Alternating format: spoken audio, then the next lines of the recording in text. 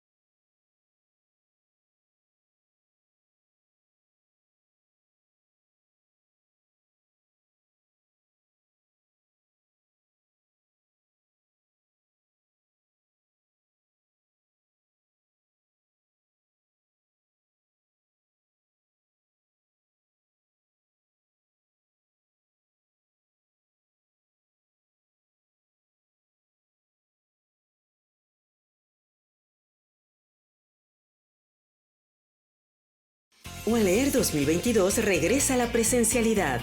Del 16 al 20 de marzo, los pasillos del Colegio Civil, Centro Cultural Universitario, serán testigos, una vez más, del encuentro entre los libros y sus lectores. Con el Colegio Nacional como invitado de honor, la agenda incluye más de 70 actividades con la presencia de personalidades de la literatura y la academia como Sofía de la Mora, Luis Fernando Lara, Susana Lizano, Juan Villoro, Alejandro Palomas, Leonardo López Luján, Hernán Lara Zavala, Beatriz Espejo, Jasmina Barrera, Alberto Ruiz Sánchez, Silvia Cherem, Benito Taibo, Janet L. Clarion, Celia del Palacio, Imanol Canellada, Cecilia Udave, Florentino Solano. Consulta la programación completa en ualeer.uanl.mx.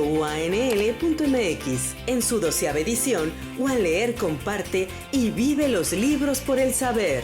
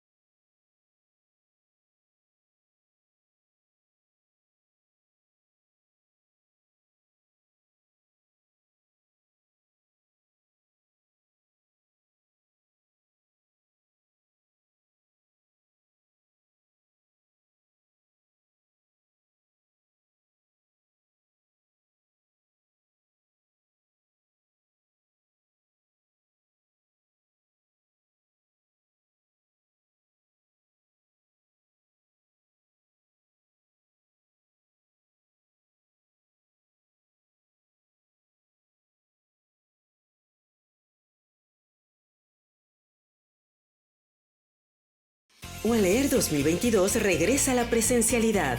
Del 16 al 20 de marzo, los pasillos del Colegio Civil, Centro Cultural Universitario, serán testigos, una vez más, del encuentro entre los libros y sus lectores. Con el Colegio Nacional como invitado de honor, la agenda incluye más de 70 actividades con la presencia de personalidades de la literatura y la academia como Sofía de la Mora, Luis Fernando Lara, Susana Lizano, Juan Villoro, Alejandro Palomas, Leonardo López Luján, Hernán Lara Zavala, Beatriz Espejo, Jasmina Barrera, Alberto Ruiz Sánchez, Silvia Cherem, Benito Taibo, Janet L. Clarion, Celia del Palacio, Imanol Canellada, Cecilia Udave, Florentino Solano. Consulta la programación completa en wanleer.uanl.mx. En su 12ª edición, UANLEER comparte y vive los libros por el saber.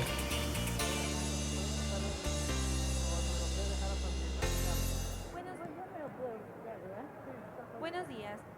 La Universidad Autónoma de Nuevo León, a través de la Secretaría de Extensión y Cultura, les da la más cordial bienvenida a esta Feria Universitaria del Libro UANLEER 2022, que, con el lema de Libros por el Saber y con Colegio Nacional como institución privada, nos recibe con entusiasmo después de 2 años de pausa.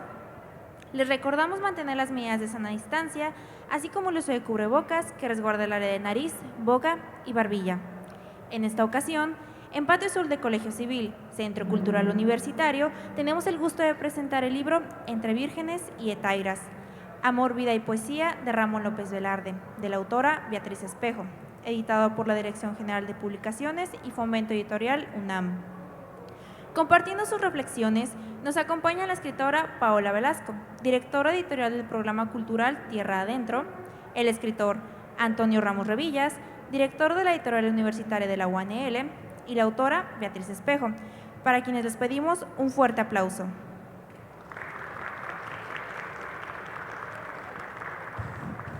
Sean bienvenidos. Gracias por estar aquí. Muchas gracias. Bueno, sin más preámbulo, cedo la palabra a nuestros presentadores. Gracias, muy buenas tardes.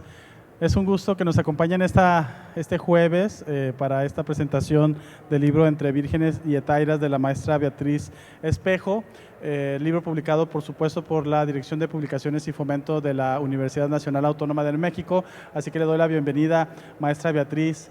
Y también maestra Paola, porque también eres una ensayista muy destacada, también eres una gestora cultural que ha hecho, como decía ahorita en la semblanza, estuviste en Tierra Adentro, entre muchos otros lugares. Y yo me tomé un poco el permiso de estar en esta presentación para hacer una presentación general, tanto de Beatriz como del libro, porque nos parece simbólico que la maestra Beatriz nos acompañe en esta feria de la UANLEER. Si no estoy equivocado, es la primera vez que nos acompañas, es la segunda, ¿verdad? Entonces, que regreses en medio de este entorno tan pandémico, en este entorno que de alguna manera nos ha llenado a todos un poco de miedo, pero también de esperanza de que esto está saliendo. Así que por ese motivo también quise estar con ustedes esta tarde y dar como la representación formal para ti como invitada y también para la UNAM, porque ha sido una editorial que nos ha acompañado en este trayecto, en el último lustro, desde que fueron invitados de honor hace como 4 años. Que trajeron, bueno, todo su proyecto, no solamente su producción editorial, sino también su producción cultural. Hubo conciertos, había teatro callejero que se instaló aquí afuera de la plaza del Colegio Civil. Y además es fundamental porque nos viene a presentar un libro que habla sobre la vida y sobre Ramón López Velarde, un poeta, todos creo que lo sabemos, un poeta fundamental de nuestra poesía, no solamente mexicana, sino latinoamericana, que falleció a juicio de casi todos demasiado pronto por una pulmonía, después de que hay muchos mitos alrededor de la muerte de Ramón López Velarde, pero tal vez una que está como más aceptada es que él salía de una reunión con unos amigos, cayó un chaparrón de esos de junio, y él se enfermó y estuvo muy pocas noches enfermo hasta que finalmente falleció en su casa o en la casa donde vivía, y que ahora hay una casa del poeta muy bonita ahí en la colonia Roma. Y bueno, este libro de la maestra Beatriz habla sí sobre la muerte, pero sobre todo sobre el trabajo poético de Ramón López Velarde y toda esta concreción también con su vida espiritual, con su concepto de la religión, pero también con su concepto del amor, con su concepto del erotismo. Así que yo creo que es un libro que nos va a dar como mucha luz.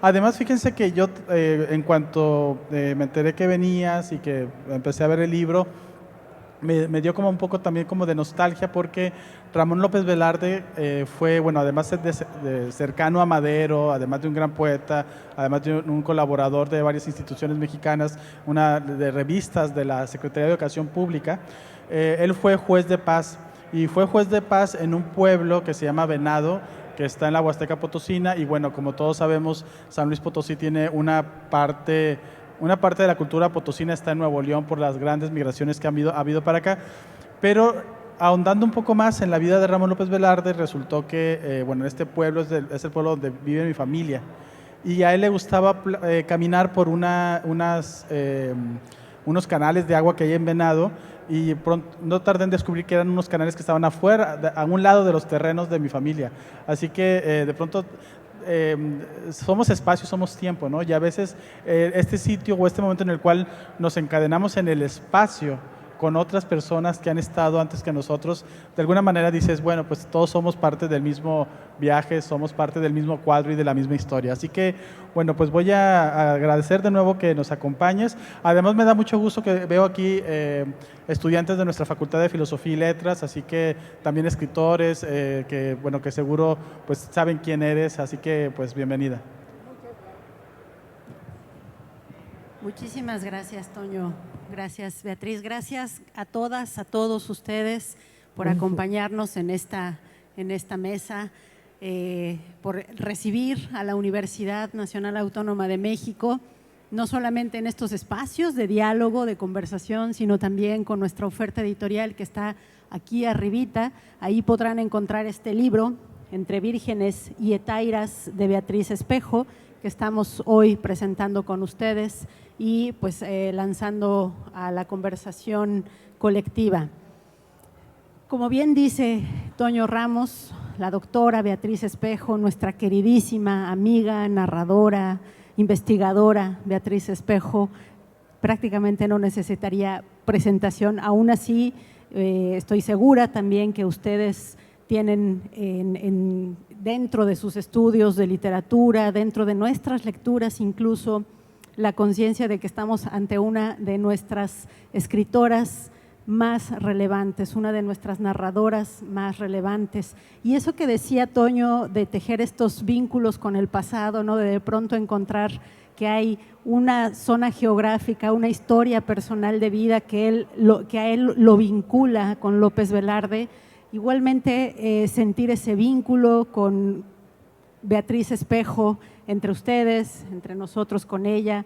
Yo ayer que viajábamos, hace unos días, pero en realidad era ayer que viajábamos, le contaba a Beatriz Espejo que una vez que nos visitó Emanuel Carballo en la Fundación para las Letras Mexicanas para hablarnos de crítica, de literatura, del ensayo, nos comenzó a conversarnos de la obra de una escritora, de una mujer cuentista admirabilísima. Vimos algunos de sus cuentos y estaba hablando de Beatriz Espejo, su compañera de vida, pero con esa admiración que da no solamente el amor, por supuesto el cariño, sino el ojo crítico, avisor, porque Manuel Carballo, ustedes lo saben, es una de nuestras voces más lúcidas también a la hora de estudiar y de acercarse a la literatura. Entonces, bueno, estamos ante Beatriz Espejo con mucho cariño, agradecimiento. Y este libro del que vamos a conversar, Beatriz hará algunas aproximaciones hacia cómo inició su acercamiento a la poesía. Ahora pasamos con ella a darle el micrófono. Yo quiero decirle simplemente que este título que está publicando la UNAM, la Universidad Nacional Autónoma de México, está en una serie que nos importa mucho, nos interesa mucho difundir, es la colección El Estudio. Y aquí ustedes podrán encontrar reflexiones académicas, ensayos literarios que muestran esa vigencia del pensamiento, esa potencia que tienen nuestras autoras para acercarse a los temas de la literatura, desde luego, de la reflexión social, etcétera. Esta colección, El Estudio, que es una colección ya con trayectoria y que está, bueno, acá arriba, el libro de Beatriz Espejo, Entre Vírgenes y Hetairas. Se trata de, ahora que Toño menciona que varios de ustedes son estudiantes de la Facultad de Filosofía y Letras, se trata de un trabajo que hizo Beatriz Espejo hace ya varios años, en 1963, lo conversábamos,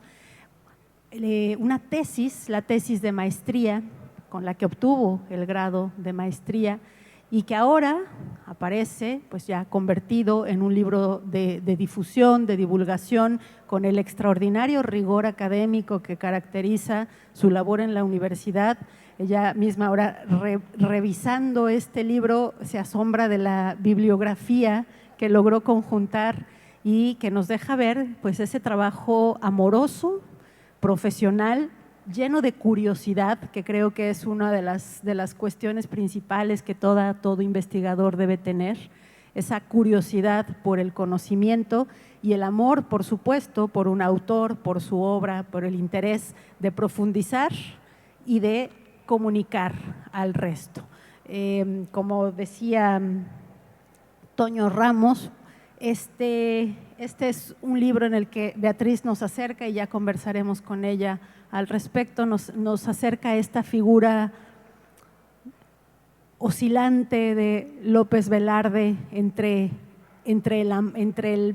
las vírgenes y las hetairas, entre el olor sagrado de las iglesias y el olor penetrante de la alcoba, ¿no? Del sexo, vamos a ir platicando un poco de eso, pero para comenzar a conversar con Beatriz Espejo, a quien le cederemos la palabra, pues lo primero que quisiéramos preguntarte, Beatriz, es ¿cómo fue este acercamiento tuyo inicial a la poesía? Muchas de nuestras compañeras, muchos de nuestros compañeros que están aquí en la audiencia son jóvenes que están justamente acercándose a ese género, a la poesía. Bueno, sí se oye, ¿verdad? Les voy a contar una tontería infantil. Mi abuelo era mecenas de poetas. Se sabía, en su juventud había tenido bonita voz y se sabía de memoria todos los poemas de Espronceda. Sobre un peñón de la costa que bate en mar noche y día, se alza vibrante y sangría, quién sabe qué. Yo no me acuerdo mucho del poema, pero se lo oí muchas veces. Entonces él admiraba la poesía sobre todas las cosas. Yo tendría unos 10, 11 años, cuando en un carnaval de Veracruz, esto ocurría en Veracruz, mi abuelo era yucateco, pero se había ido por la expropiación hacendaria, se había asentado en Veracruz. Entonces entró el chofer y le dijo: don Antonio, acaba de pasar una cosa terrible. ¿Qué pasó?, dijo mi abuelo. Pues hay una estatua de Salvador Díaz Mirón en una glorieta en Veracruz y mis paisanos veracruzanos, que son muy chacoteros, en la noche pusieron una escalera y, como todos ustedes saben, Salvador Díaz Mirón era manco, había perdido el brazo izquierdo en un duelo, derecho, no me acuerdo, había perdido un brazo en un duelo. El caso es que del brazo que le quedaba, que lo tiene así extendido hacia el infinito y hacia el mar, algunos chocarreros pusieron una escalera y le pusieron en la mano un hot dog y en el dedo un yoyo. Y mi abuelo enloqueció de furia, dijo: ¿cómo no respetan a un gran poeta? No sé qué y no sé cuánto.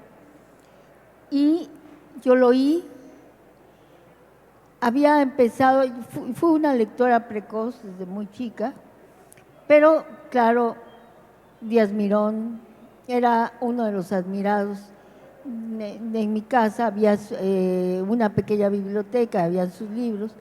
Entonces yo le dije al chofer que me llegara a ver el hecho consumado y me estuvo dando una vuelta alrededor de la rotonda y yo le dije, deme otra y otra y otra. Total que me dio como 3 o 4 vueltas y en ese momento le prometí a Díaz Mirón que yo cuando fuera grande, ya tenía la determinación de ser escritora, iba a escribir un cuento sobre él. Y lo hice, se llama El poeta y el bandido. Ese fue mi primer acercamiento a la literatura. Y luego estudié para el doctorado en literatura, porque fui una alumna precoz y muy aplicada, eso sí, terriblemente insoportable, pero también muy aplicada. Y las monjas, a donde me metieron para ver si me componía yo un poco, pues no podían conmigo, pero me aguantaban por mis calificaciones muy altas, ¿no? Entonces una monja nos dio un día una composición, nos exigió que escribiéramos sobre la guerra y la paz. Entonces, por supuesto, no se trataba de analizar a Tolstoy, sino de que nosotros dijéramos lo que nos parecía la guerra y nos parecía la paz. Entonces, la mayoría de las niñas decían, oh, guerra, oh, paz, ya saben. Y a mí se me ocurrió escribir un cuento sobre la doctora Wilson. Inventé una doctora que simbolizaba la paz y la guerra eran los heridos en un campo de batalla y la doctora Wilson significaba la paz curando a los heridos.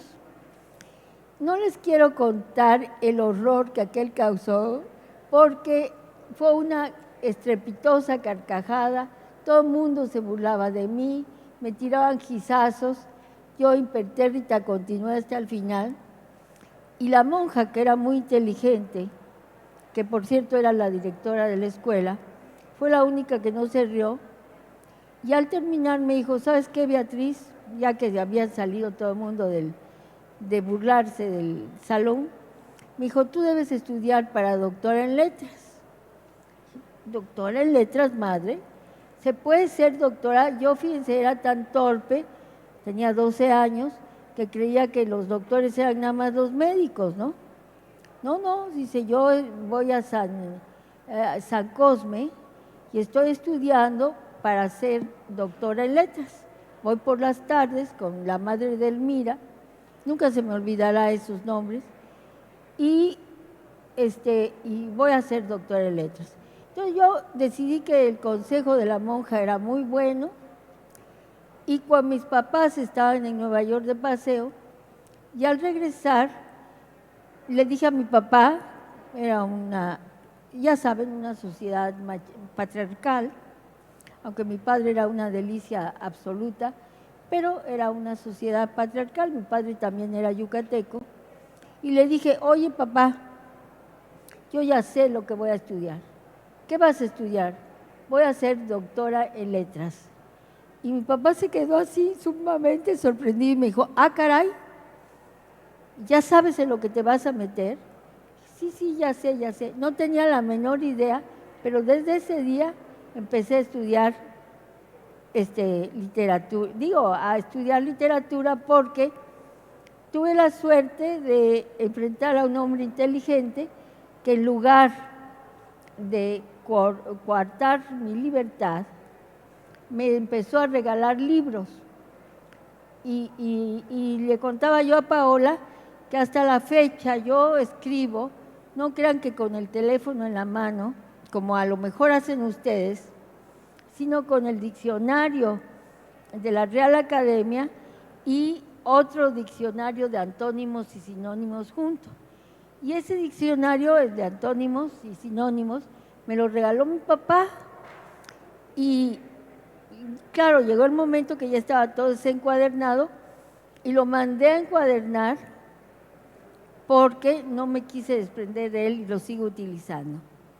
Entonces, ese fue mi primer acercamiento a la poesía. Muy bien. Y entonces ahora vamos a empezar a entrar en materia López Velardeana, ¿no? De acuerdo.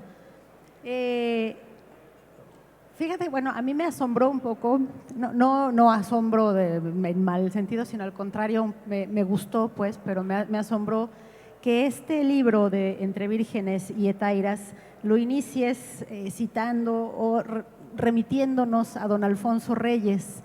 Claro que don Alfonso Reyes hace unas reflexiones muy atinadas sobre lo autobiográfico. Su misma obra, lo sabemos, acá Alfonso Reyes ocupa un lugar muy especial en nuestros corazones. Pues sí, es un regio ilustre, ¿no? Su propia obra está muy vinculada con la autobiografía, ¿no? Con su autobiografía. Tú iniciaste este libro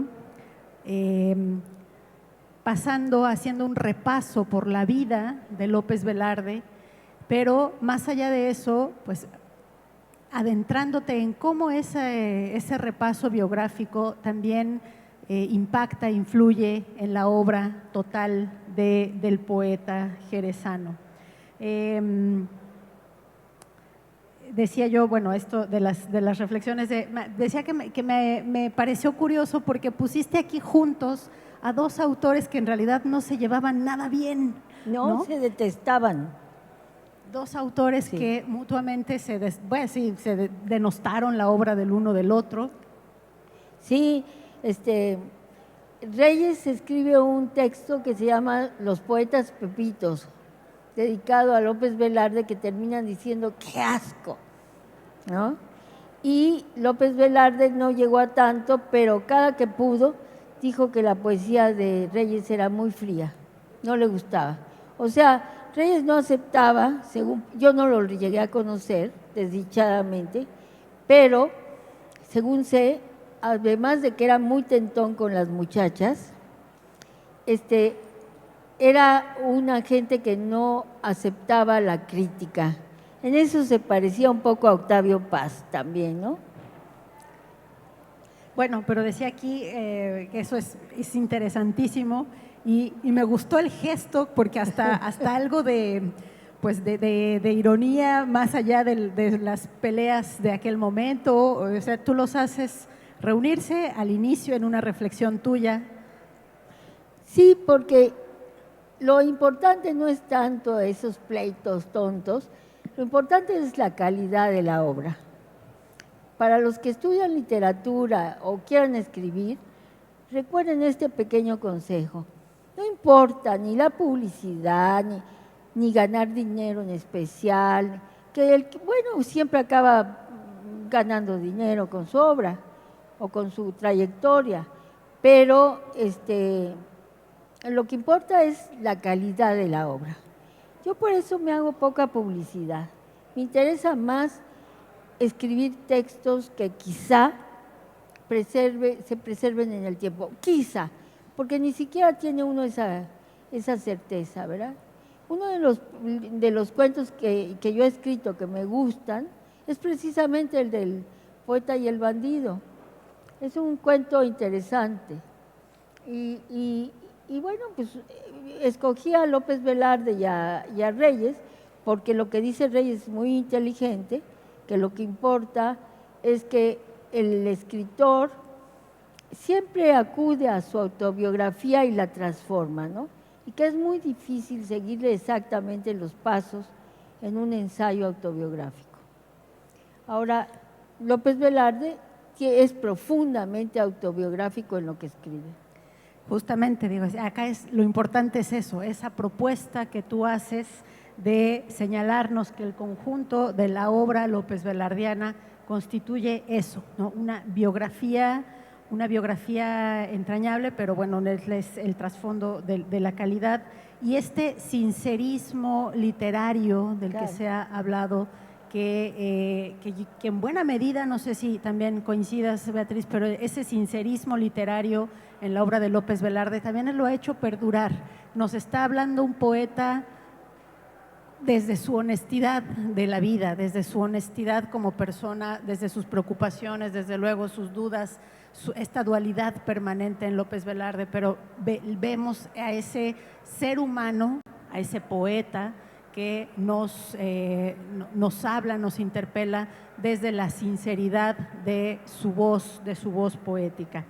Y bueno, más allá de este trasfondo biográfico, en este libro destacas cómo López Velarde se debate, decíamos hace un momento, entre los anhelos físicos y los anhelos espirituales, los anhelos de la carne y los anhelos de trascender también, de permanecer en esta relación con lo divino. Y una cosa muy interesante que logra Beatriz Espejo en esta investigación, que se vuelve un libro de divulgación también, es que nos pinta, nos deja ver a este hombre con todas sus contradicciones, con ese debate, quizá más que contradicción, con ese debate interno que lo convirtió en un hombre complejo, de alguna forma, que en toda su obra buscó poner en la balanza estas dos fuerzas en equilibrio, ¿no? Ahora te preguntaría si tú crees que lo logró, si esta balanza logró equilibrar. Claro que sí. Miren, este libro fue para mí una gran sorpresa. En realidad yo lo escribí a los 22 años y no lo van a creer, lo leí esta mañana. ¿Por qué? Fue mi tesis de maestría y claro, se publicó en 63,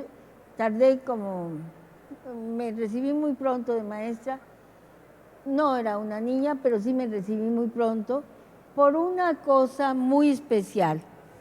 El año en que lo escribí, o cuando ya me dediqué a hacer la tesis, salió una ley universitaria que si uno terminaba la licenciatura y estudiaba 6 meses más y hacía una buena tesis, se podía uno recibir de maestro en lugar de licenciado. Entonces, a mí me pareció maravilloso y lo hice. Inés Arredondo, esa gran escritora sinaloense, una de las mejores cuentistas que ha dado este país, lo quiso hacer, pero ella era mayor, tenía hijos, tenía que mantenerlos, el marido era una porquería, no le daba dinero, etcétera, y ella los mantuvo, entonces no podía dedicarse mucho tiempo a hacer una tesis. Su tesis fue muy buena, pero fue muy posterior. Y el otro que sí aprovechó esta ley fue Huberto Batis, que hizo un libro espléndido sobre la revista El Renacimiento.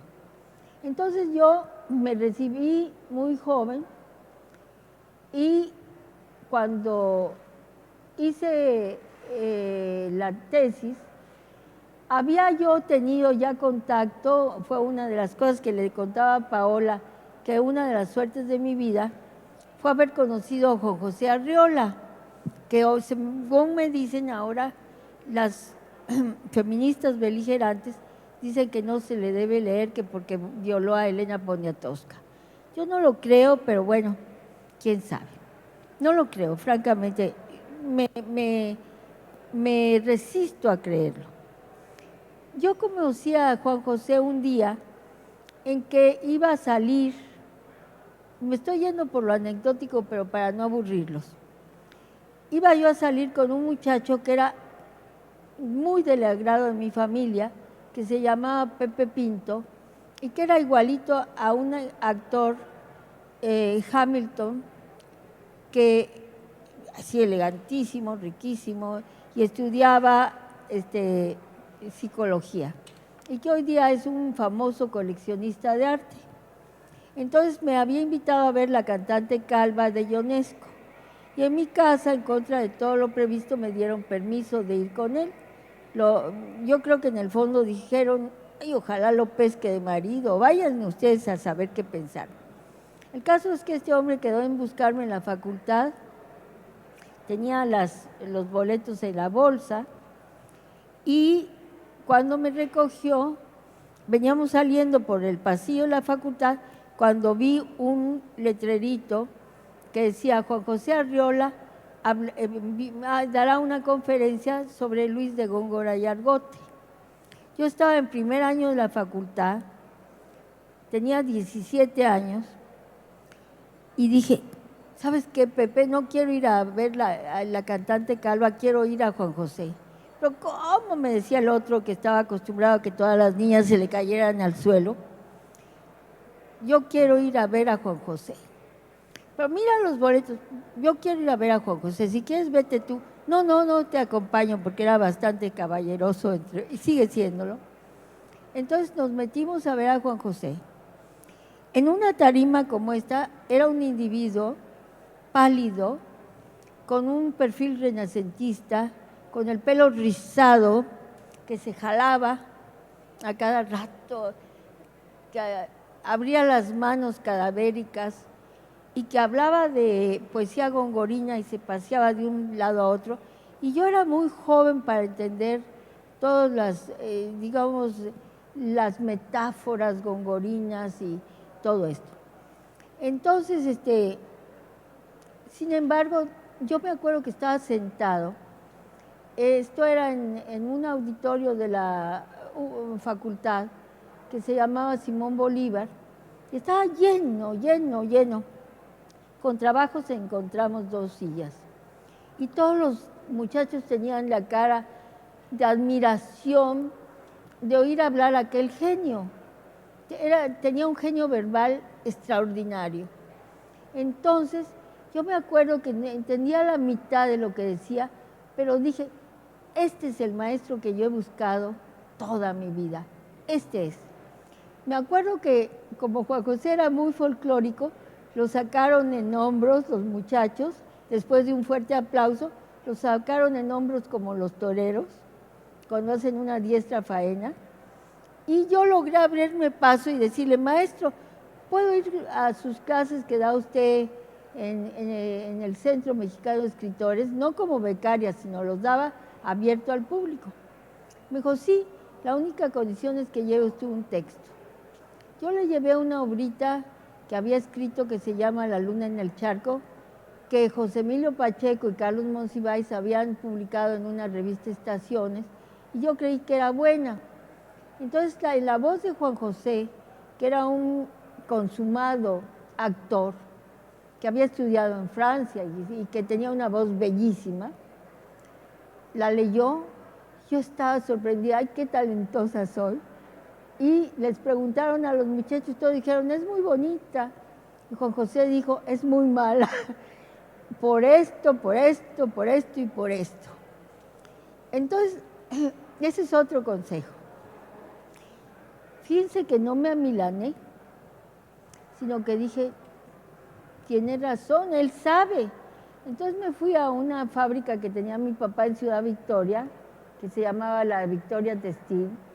Compré todos los libros de Juan José y cuando regresé ya llevaba yo escrito 15 prosas breves que se titulaban La otra hermana. Y Juan José las publicó en los Cuadernos del Unicornio.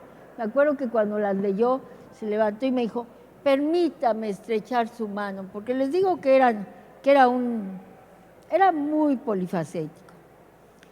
A partir de ahí nos hicimos muy amigos, me enseñó mucho, le estoy profundamente agradecida, como ustedes ven, pero una de las cosas que Juan José adoraba en este mundo era a López Velarde.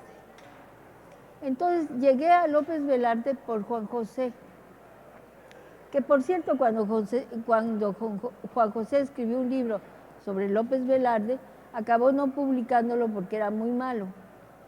Pero yo escribí mi tesis de maestría sobre López Velarde, quizá lo reflexioné esta mañana, quizá por influencia de Arriola, ¿no?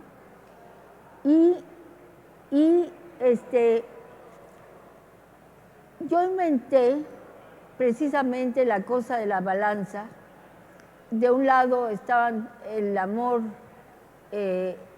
virginal, pueblerino, y estaba comandado ese platillo de la balanza estaba bueno, reinado, mejor voy a decir, por Fuensanta y una serie de novias que tenía López Velarde en la provincia. Era un muchacho guapo y sobre todo debió de haber sido muy seductor, porque a todas sus novias las dejó solteras.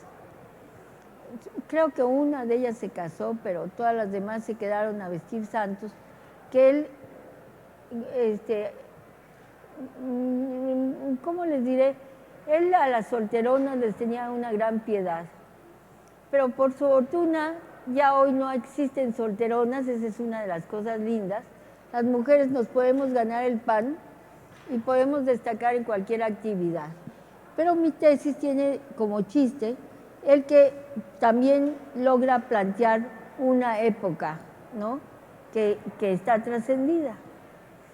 El otro platillo de la balanza la ocupan las mujeres, las náyades arteras, como él las llamaba, las hetairas, y en realidad eran las prostitutas.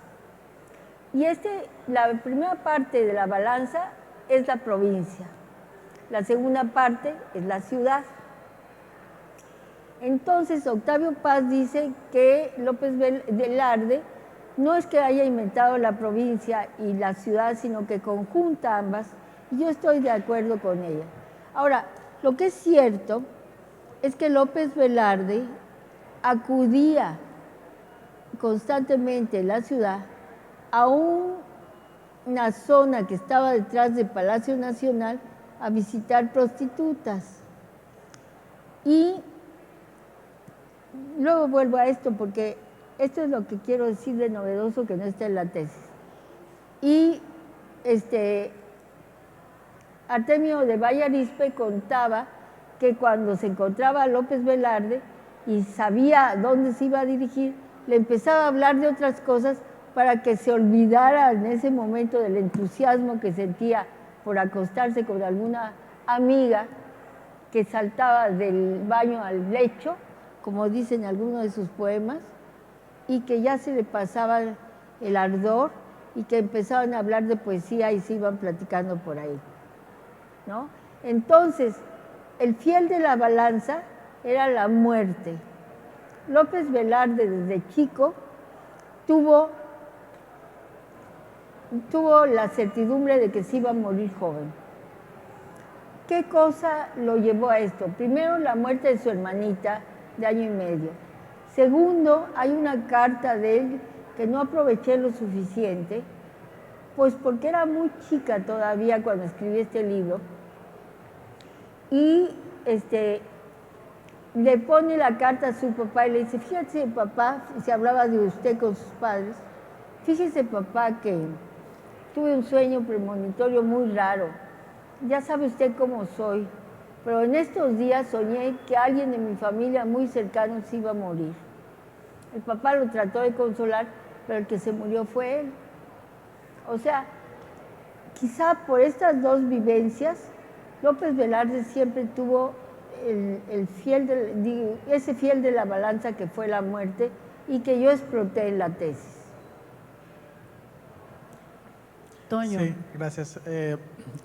Bueno, Beatriz, la verdad es que es un gusto escucharte, es un gusto con tu memoria entrar también a la historia de la literatura mexicana, a los actores, a los escritores y escritoras de nuestra literatura. Mientras hablas sobre Arriola, yo puedo como imaginarlo jalándose los cabellos, y me hiciste recordar esta película de Woody Allen de Medianoche en París, que es un escritor, un aspirante escritor que quisiera conocer a los escritores que están en París a principios del siglo XX, y cuando viaja con ellos, estos escritores de principios del siglo XX hablan de que los mejores escritores eran los que de finales del siglo XIX, y así se va la cadena porque se pertenece a una tradición. Tú eres parte de nuestra tradición como literaria, entras también a la tradición de López Velarde en su relación con la muerte, en su relación, como decía Paola, con su fuerte carga católica, pero también con su carga emocional, sexual, con toda esta historia que tenía. Y quisiera en este momento, para que los chicos y las chicas también que nos miran también en casa, porque está grabando, pero también que están presentes aquí, que también se unan a esta tradición. Si quieren hacer alguna pregunta a la maestra Beatriz por el libro, por su obra, creo que es el momento, tendríamos oportunidad de unas 3 o 4 preguntas para ella. ¿No? Sí, bueno, si no tuvieran una, yo tengo realmente una curiosidad, además de que ahorita, por supuesto, pasemos el micrófono acá, pero es cómo te ves a ti misma, Beatriz, cómo Beatriz hoy, siglo XXI, año 2022, después de 2 de pandemia, cómo miras a esta Beatriz de 1963 haciendo esta investigación, ¿qué recuerdas de esa curiosidad, de esas pesquisas que hacías? Y sobre todo, bueno, ¿cómo esto ha pervivido a lo largo de porque este trabajo que mencionas de la carta, que también es un bello y breve y muy iluminador ensayo que escribiste sobre la carta de López Velarde, donde le escribe al padre, etcétera. ¿Cómo te miras en retrospectiva con este libro? Fíjate que ahorita, cuando leí el libro en la mañana y vi la extensa bibliografía que tiene, sobre todo la seriedad de los nombres, dije, ay, qué matada era yo, caray. A lo mejor si volviera a vivir no sería tanto, porque también cuenta la vida, pero ese es un consejo aparte. Hay que ver si logra uno conjugar los dos. Esa balanza, ¿verdad?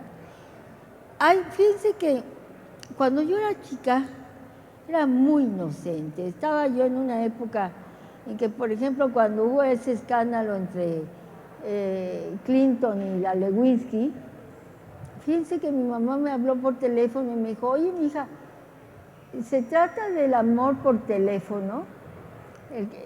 ¿Ves?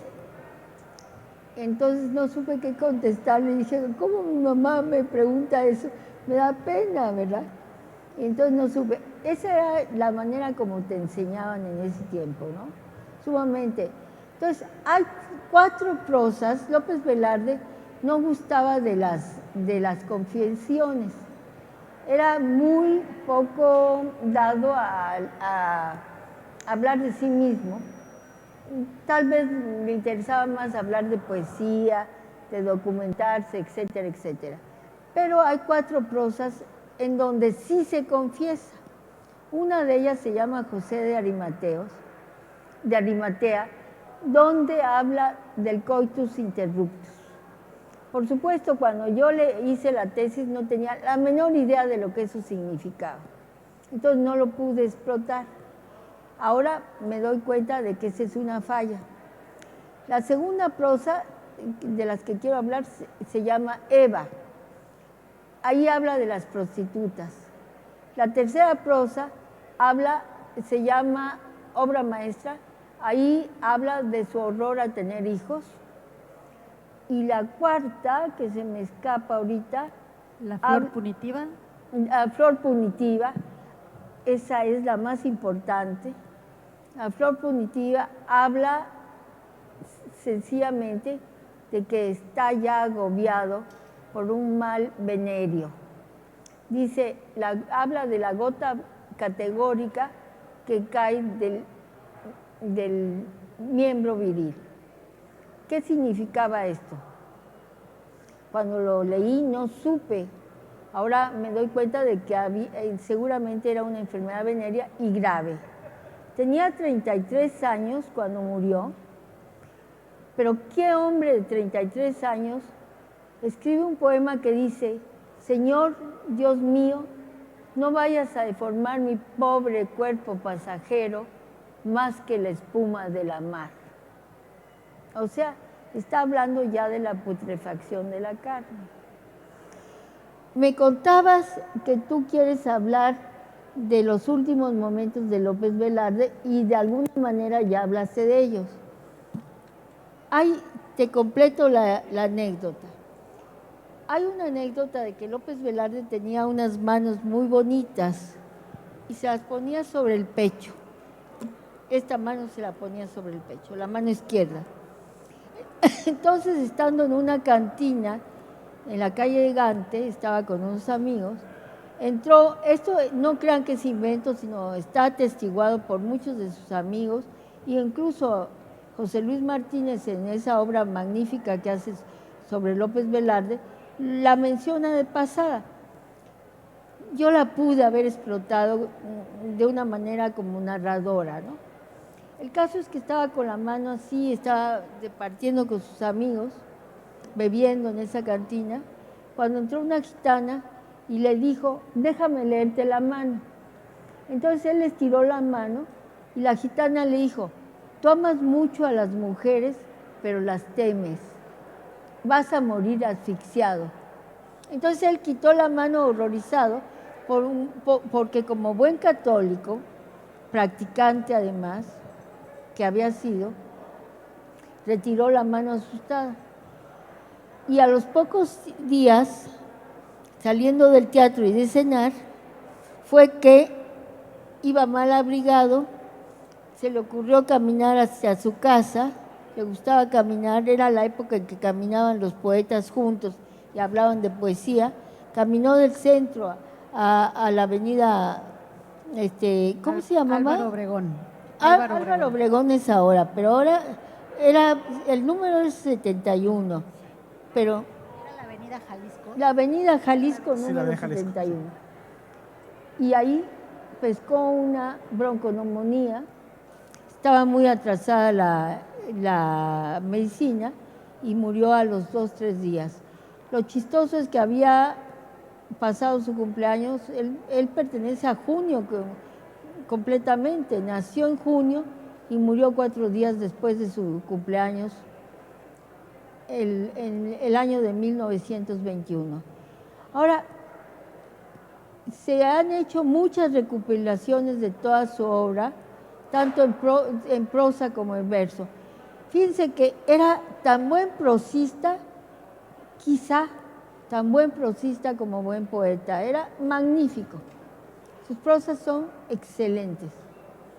Pero claro, su fama se debe sobre todo, su fama posterior, se debe sobre todo a su poema épico, La suave patria. La suave patria, que es casi un himno nacional, ¿no? Y pues empieza diciendo, déjenme cortarle a la epopeya un tajo. Y allí habla de sus dos, de la balanza otra vez.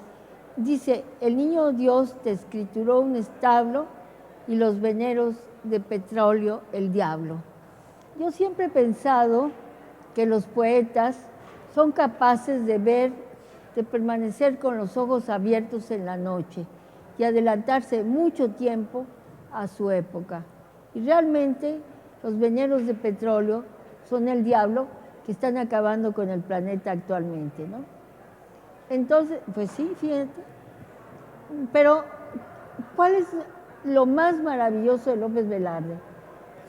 Es su adjetivación, la manera audaz como consigue sus ritmos.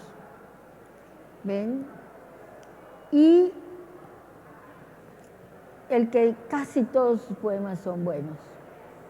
Hablábamos con Eduardo Langagne de que en todos los poetas hay en todos los escritores hay poemas insignes o cuentos notables y hay otros menos buenos y así, ¿no? Pero López Velarde es de los poetas más parejos, más parejos que hay. Y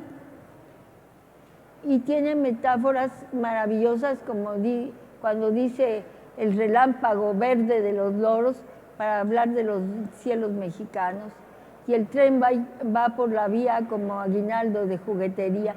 Hace cosas verdaderamente sorprendentes que cautivan la imaginación de los lectores y nos dejan admirándolo para siempre. Al menos yo quiero pensar que así sea. Muchas, muchas gracias. Gracias, muchas gracias.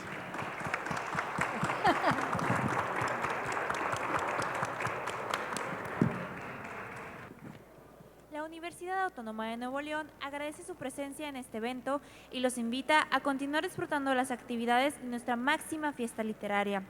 Les recordamos que pueden adquirir la presente obra en el stand de la UNAM a un precio de 160 pesos. Además, la autora estará firmando libros aquí en Patio Sur. Les recordamos guardar las medidas de precaución, sana distancia y mantener el uso de cubrebocas. Asimismo, disponen de los stands gel sanitizante. La salida se realizará solo por puerta del patio a la norte. Que pasen un excelente día y hasta la próxima.